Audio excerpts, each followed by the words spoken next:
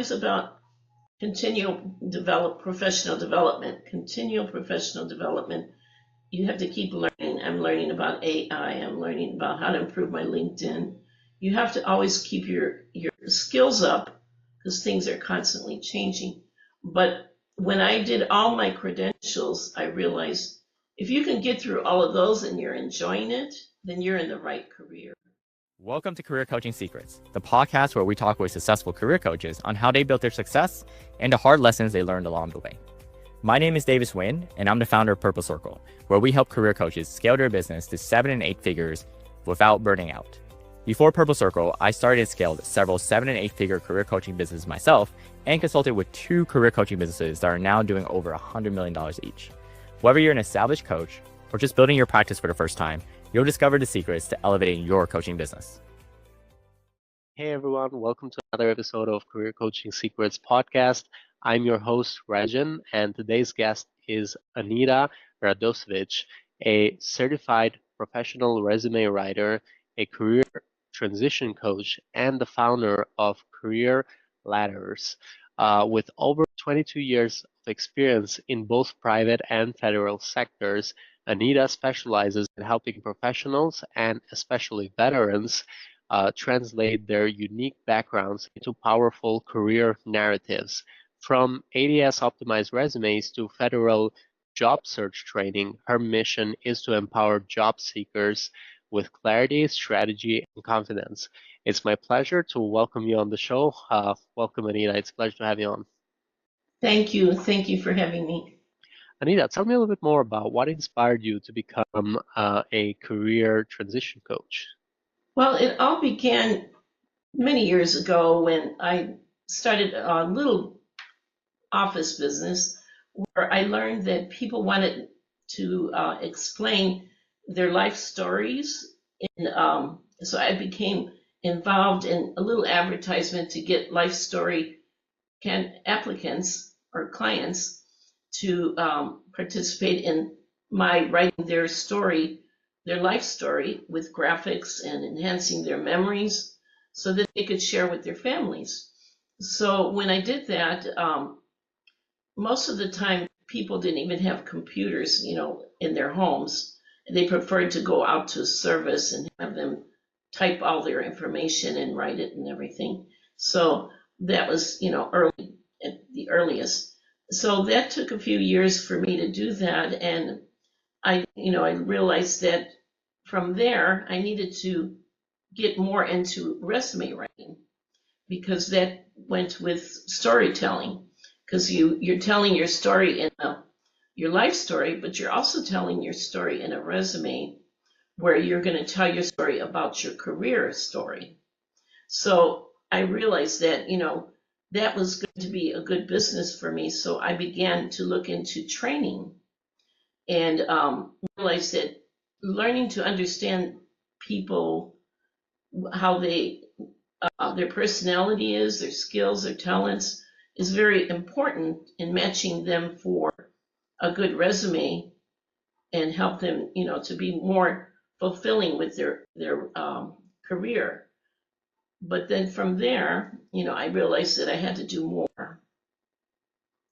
So, I just started with the life stories, but it gradually made me believe that, I have to expand on that more. And it was becoming more and more popular, resume writing, because not everybody could put their careers in order and talk about it. So it was a very good start for me. And how does the journey look like from the moment you started your coaching business to where you are at today? Well, I began to look into my credential as a career coach and became a certified international transition coach. And I realized that after learning about this and going through the training, it was really going to be very helpful in helping people, and it would help them tremendously in understanding how important their resume is for getting the right job. Mm-hmm. And is there a specific group of people that you typically work with? I know we mentioned initially that you work with veterans, and especially focus on veterans. But uh, is there a specific demographic within that? Well, currently that's where I'm at. I'm working with individuals with disabilities and veterans weekly, and they're all returning from the military. And they find me based on how you did. You know, they look me up in LinkedIn, they look in all the different places where I am, they read about me. They said, this is a person I want to go with. So they understand because in my websites and everything, I explain the importance of coaching to start coaching first to get the resume. And from the resume, you would find your niche by researching, you know, the stuff that the information that I provide for getting the resume together. So coaching has to be there when I do the resumes, and that's where I was hired by many agencies, a government agency, and I'm currently working for the state as a contractor. And that's who they send me, individuals with disabilities. And I've been with them 3 years now. And the fact that they have continually hired me is because people are it's making a difference for all the people I work with, that they were struggling with helping them because no one had the patience.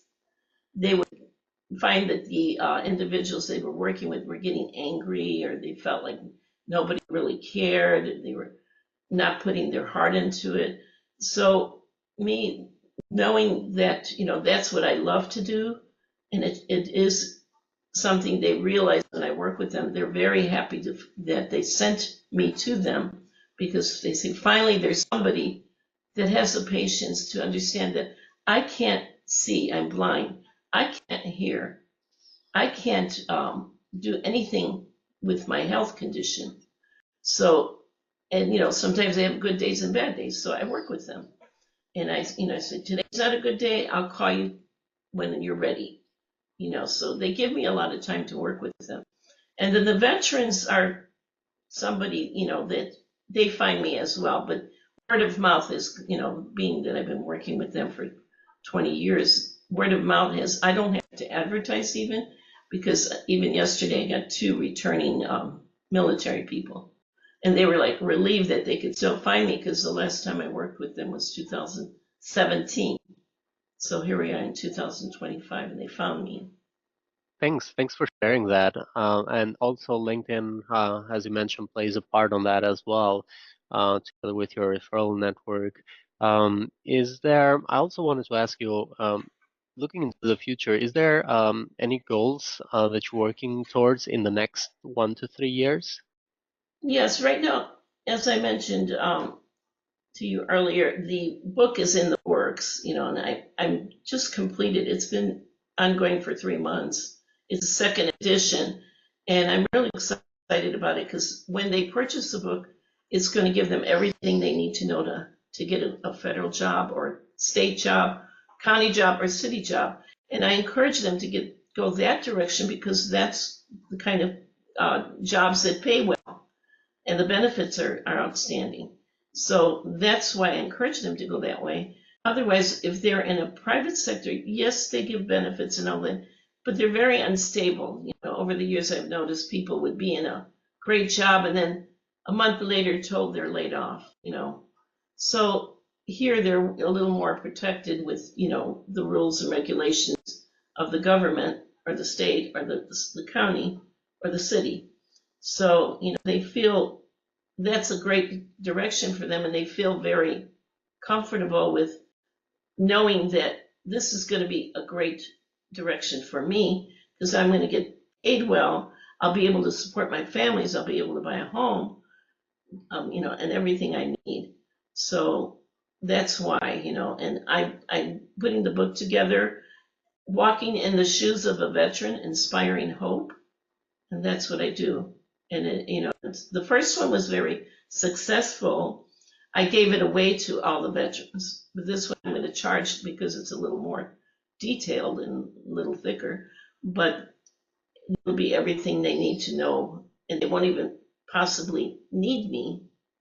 So that's my goal. and finishing the book. And also, I started a new website, www.jobsearchtrainer.com, and I'm working on another one, veteransinTransition.com, and I want to provide workshops and classes.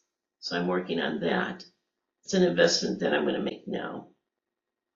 Yeah. So my question was more like in in terms of investments. So for coaches who are going to be watching this and are thinking of investing in their coaching business, uh, have you found any coaching programs, masterminds, or communities that you think have been very valuable for you in growing your coaching business that you think would be worth to invest into? Well, I believe if you're a coach, you need to become a member of a community chamber to get the word out, and you need to join career associations such as PARW, Professional Association of Resume Writers, CDI, Career Directors International, and BBB, Better Business Bureau, which I've been with them since 2011. And all of that because it has been beneficial in getting the word out about myself and how I can help people. Everything that I put in one advertisement is in all of them. So they know that I am all about coaching. Hmm. Thank you. Thank you for sharing all of those. And we'll also be adding those to our description as well for anyone who's going to watch this so that they have it easier to find. Um, is there, when it comes to y- your journey as a coach throughout these years, is there anything you wish you had known first when you started scaling your coaching business? Is there like an unexpected lesson learned? Well, when I thought about that question, I realized actually my whole career has been led in the right direction. And I feel that I've always been on the right path. I went from here to here to here. And I realized where I am today, I've been on this journey successfully, where I don't feel that I was lost or knew the wrong direction or anything. I feel like everything has went into place perfectly. Hmm. And do you find that there has been some challenges? Obviously, as any business owner, we all have challenges. What would you say are some of the biggest challenges you faced in scaling your coaching business? Well, I did pretty well. I had a big office in the city of Elk Grove, it's called. And the challenge from there was downsizing a little bit because the business of that I was in had a contract, and the contract was eliminated. So I had to keep persevering and go to another office, downsize my employees, and it was a little challenging. But then it grew again, But I had to go through that process of finding a new location, downsizing, and then the other challenges came when we had the COVID period. Everybody was struggling during that. And I had people calling me totally depressed and stressed, and, but we worked together, but, it was challenging. And then I find the period that we're in now with the new president challenging because there's a lot of new changes happening.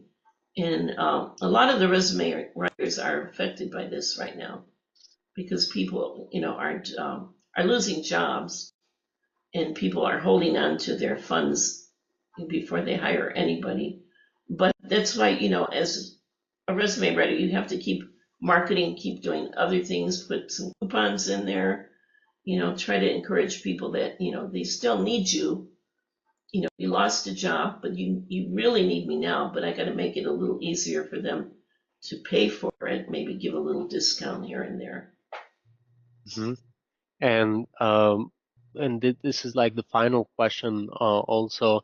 What advice would you give to other career coaches who are looking to scale their impact even in difficult times like these?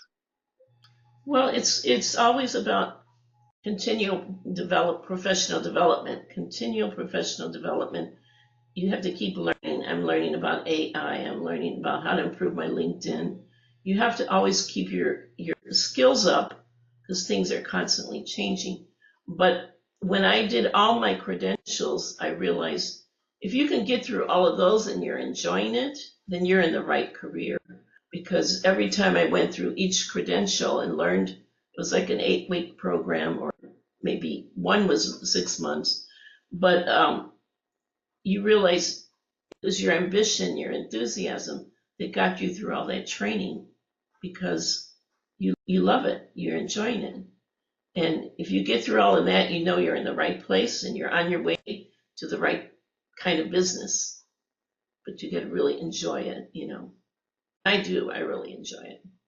Thank you so much, Anita. And for anyone who wants to connect with you or find you, they can reach out to you on your LinkedIn at Anita Radosevich, or they can find you on your website at careerladdersync.com, or if I can spell that, is careerladder SINC.com, so careerladdersinc.com.